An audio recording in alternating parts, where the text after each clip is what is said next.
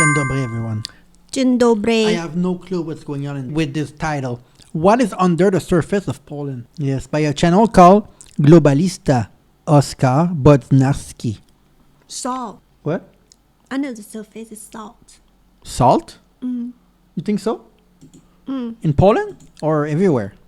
Because this video is about Poland, so... Okay, let's see what's under the surface. I have no idea what's going on. Co znajduje się pod powierzchnią Polski? Witajcie! Nie wszyscy zdają sobie sprawę z tego, że Polska jest krajem naprawdę bogatym w surowce naturalne. Wprawdzie nie jesteśmy europejskimi emiratami i nie rozdajemy ropy prawie za darmo naszym mieszkańcom, jednak mimo tego mamy czym się pochwalić. Zasoby leżące pod powierzchnią Polski są warte setki miliardów złotych. W skali roku wydobywa się tu ponad 400 milionów ton kopalin, w tym praktycznie 40 z nich jest naprawdę istotnych dla naszej rodzimej gospodarki. Prawdopodobnie Every time that there's money involved in treasure, Suji's going to be very focused because Suji wanted to be an archaeologist growing up and dig fossil and amber and... No? Yeah, that's why I have a lot of this. But it's fake. Niewiele z was wie także o tym, że na terenie dawnej Polski działały pierwsze rafinerie na świecie, a projektantem i pomysłodawcą wykorzystania ropy naftowej na szeroką skalę był Ignacy Łukasiewicz, twórca lampy naftowej, która oświetliła ulice europejskich i światowych miast. Prehistoria Polski i dawny klimat naszego kraju miały bezpośredni wpływ na obecne bogactwa, jakie znajdują się pod naszymi stopami. Jednak podziemia Polski to nie tylko surowce, ale także Well, we're not wrong. Is that a salt mine? Is it? I'm not sure. Or another mineral, whatever thing. tysiące jaskiń, dawnych bunkrów, w tym także największa podziemna baza Hitlera, aktywność sejsmiczna oraz niezwykle ciekawa prehistoria, która miała ogromne wręcz znaczenie dla tego, co na co dzień znajduje się tuż pod nami. Dlatego my w dzisiejszym odcinku dokładnie przyjrzymy się temu, co najciekawszego można znaleźć pod powierzchnią Polski, a jeśli ten odcinek wam się spodoba, niewykluczone, że powstanie kolejna część. Możecie to pokazać lajkami pod tym filmem. Okej, łopata w dłoń, czas nieco pokopać, żeby zobaczyć, co kryją nasze rodzime ziemie. Zacznijmy od podkładu geologicznego. Nie wiem, czy wiecie, ale Polska była niegdyś zarówno tropikalną puszczą, jak i później lodowym sercem świata. Miliony lat temu Poland used to be the coldest place on the planet. Oh, look. That was the planet Earth. Yeah. Before it went into different continent. And Poland was right there. Kind of north. And apparently it was hot and very cold. Oh, I didn't know that. Everything's separated. Oh shit. I feel like this See, time. Antarctica here. Yeah. China here on the top. There's earthquake a lot lately. I'm scared that the land will change to them. But in Africa, around Kenya, it will soon, like, we will be dead, but it will disperse again in other No, but continent. I mean like in Russia, right? The volcano erupt again for 600 years and it never happened. It happened. It erupt again? Oh. Obszar dzisiejszej Polski znajdował się w rejonie równika, a nasze ziemie porastały palmy, które rosły w towarzystwie morza okołorównikowego, There were palm tree in Poland. Oh shit. Yeah. bogatego w ówczesne organizmy wodne, takie jak chociażby gąbki czy też skorupiaki. Najwięcej skamieniałych pozostałości można znaleźć w województwie świętokrzyskim, a te znalazły się tam wskutek tak zwanej kambryjskiej eksplozji życia. Około 395 milionów lat temu właśnie w tym polskim województwie prawdopodobnie pierwszy raz w historii zwierzę, a konkretnie tetrapod, wyszedł z wody, stając się pierwszym czworonogiem na lądzie. W tym samym czasie w województwie śląskim rosły 30-metrowe paprocie oraz palmy, które bez... Wait, what? Tetrapod wyszedł z wody, stając się pierwszym czworonogiem na lądzie. Quadruped? Wait, what?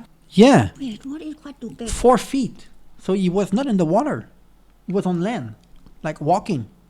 But it looked like a fish. Is it the first crocodile maybe? Really? A quadruped is someone that has 4 like limb. You can see. Yeah. But it looked like a huge fish or something. That's scary. Look like a... lądzie. W tym samym czasie w województwie śląskim rosły 30-metrowe paprocie oraz palmy, które bezpośrednio wpłynęły na to, że region jest bogaty w węgiel. Powstał on z rozkładającej się roślinności w okolicy podmokłych terenów, która potem przykryta przez ziemię nie miała dostępu do tlenu, zamieniając się pod wpływem czasu w wysokoenergetyczny kruszec. 150 milionów lat temu natomiast niemal cała Polska znalazła się pod wodą, potęgując później What? Poland was almost only water. And there's Balto, land in the middle of nowhere. Huh? Actually, that's true. About the same time, this area, northeast, were under the ocean, and they found dinosaur a lot. powstawanie różnych surowców oraz żyznych ziem, które So there's one in the.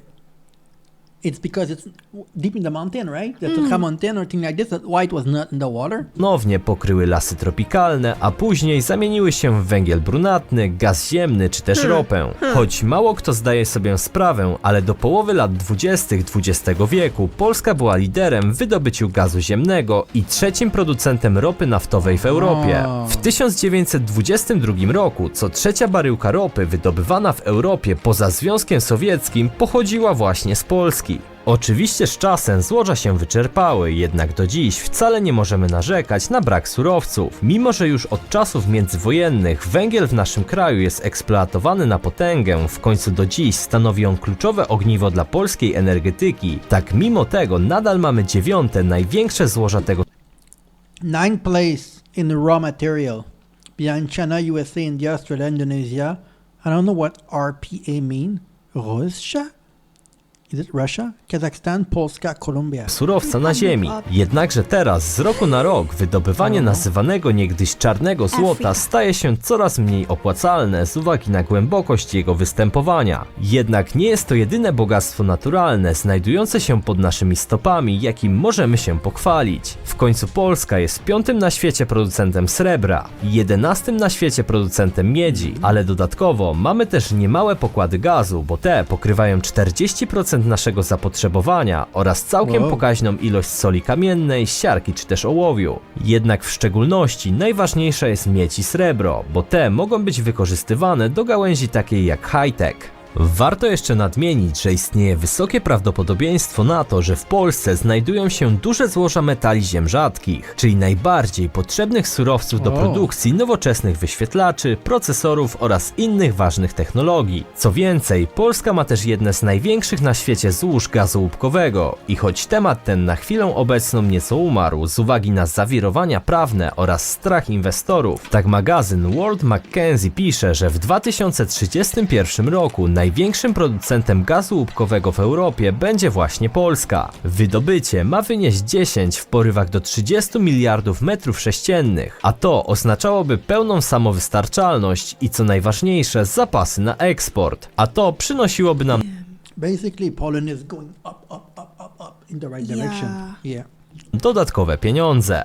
Jednak problemem jest to, że gaz ten znajduje się prawie 5 Don't what? Don't let anyone invest you. You mean what did you say? What word? Invest.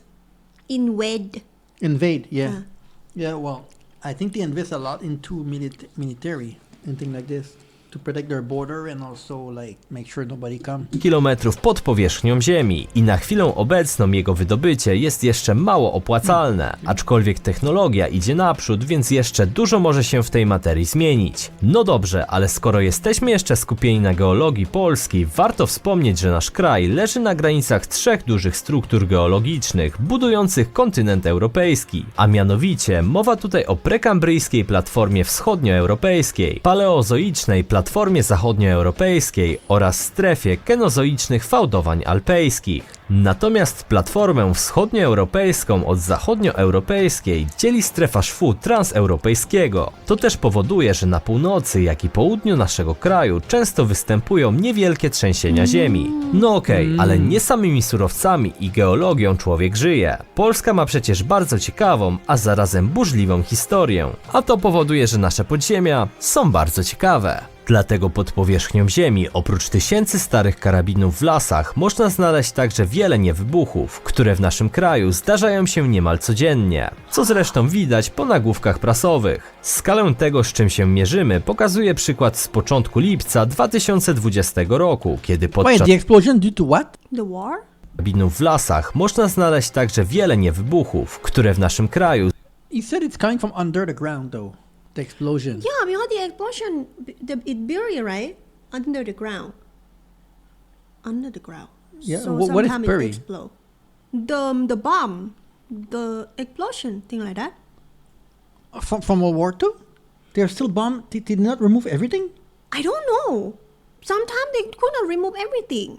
Oh. Yeah, zdarzają like in się Laos, niemal in codziennie, everywhere. co zresztą widać po nagłówkach prasowych. Skalę tego, z czym się mierzymy, pokazuje przykład z początku lipca 2020 roku, kiedy podczas budowy ostatniej stacji drugiej linii metra w Warszawie robotnicy natrafili na 250-kilogramowy niewybuch, który gdyby tylko eksplodował, tak mógłby nawet doprowadzić do lokalnej katastrofy budowlanej, bowiem w okolicy znajdują się liczne bloki jeszcze z czasów komunistycznych, a ich konstrukcja przy wybuchu mogłaby zostać naruszona. Dlatego trzeba było ewakuować wszystkich mieszkańców pobliskiego osiedla i uniemożliwić przeprowadzenie niedzielnej mszy w lokalnej parafii świętego Włodzimierza. Jednak nie są to wszystkie pamiątki, jakie pozostały w Polsce po okresie wojennym. Jednym z ciekawszych przykładów będzie też podziemny kompleks w regionie Gór Sowich, gdzie Niemcy od 1943 roku prowadzili zakrojone na szeroką skalę prace budowlane pod kryptonimem Riese, czyli Olbrzym. Budowa nigdy nie została ukończona, a jej pozostałością jest szereg obiektów owianych mgłą tajemnicy. Istnieją hipotezy, iż mogła być to budowa podziemnych fabryk zbrojeniowych bądź też kwatery dla naczelnego dowództwa III Rzeszy. Nie mówimy tutaj jednak o jakimś niewielkim tuneliku, bowiem łączna długość wszystkich korytarzy, jakie łączą zaznaczone tutaj na mapce miejscowości, wynosi 7410 metrów. Część z tuneli jest odcięta z uwagi na wodę, która je zalała, a po dziś dzień nikt nie jest pewien, do czego ta cała konstrukcja miała faktycznie służyć. Pewne jest natomiast, że jego koroną miał być Zamek Książ, do którego nie miała prowadzić żadna naziemna droga, żeby ten kompleks nie rzucał się wrogom w oczy. Jednak jakoś trzeba było się tam dostać, dlatego do budowli docelowo chciano doprowadzić podziemną kolej, no i oczywiście podziemną sieć dróg. Nie myślcie tylko, że Niemcy zbudowali to sami. Jak można by było się spodziewać, wykorzystali do tego ponad 10 tysięcy więźniów, a wiele z nich przypłaciło to niestety życiem. W Polsce aż roi się od tajemniczych tuneli, podziemnych baz i schronów. Część z nich była budowana na wypadek wojny nuklearnej, inne stanowiły tajne stanowiska dowodzenia, jeszcze inne miały służyć błyskawicznej ewakuacji, na przykład z Pałacu Kultury w Warszawie, gdzie także można znaleźć sieć podziemnych korytarzy. Jednak to już są zagadnienia, które wypadałoby rozwinąć na kolejną część lub po prostu materiał o tajnych podziemnych obiektach w Polsce. Mam nadzieję, że ten odcinek Wam się podobał. Z mojej strony to tyle na dzisiaj i dziękuję Wam serdecznie za uwagę. Co do drugiego sezonu na kanale, przypominam tylko, że zwiat osobiście jeszcze Secret tunnel built. Like when German were invading stuff, they're making tunnel connected to that castle, but they're not sure why that tunnel was done. Espionage, or I don't know. So until now, did they found anything? Like, why? Like, what the reason? Sure, some people in the comment will have idea. If you don't like corrupt or anything, your country gonna be rich. And then you not even need anyone. Like you not even need to import anything from another country Wow. because you already have everything. And especially that thing for the battery is very important for the world right now. So people, The battery? what is the battery? What is that thing for battery? It's the thing that they really Zinc, want. copper? Oh, it's Well, thing they like have this. a lot of copper. Oh, thing like that. Yeah. Okay. Well, suggest us more video from Poland. Papa.